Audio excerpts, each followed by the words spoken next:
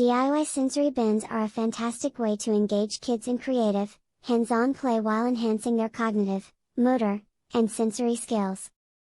These kits provide an interactive and immersive experience, allowing children to explore textures, colors, and imaginative scenarios in a fun and safe way.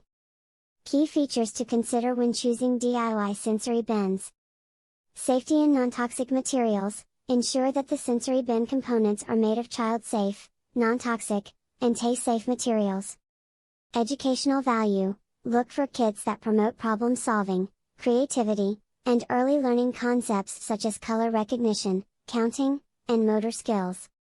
Variety of textures and components. Sensory bins should include diverse textures such as dough, pasta, dirt, and small accessories to enhance tactile exploration.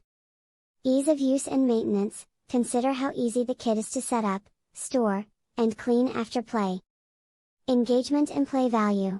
Opt for a product that provides extended playtime and encourages imaginative play. Eco-friendliness. Some brands offer sustainable and biodegradable options to minimize environmental impact. Thank you for watching this video and hope you found it useful. Subscribe to us for more parenting tips and discovering best products to buy for your child.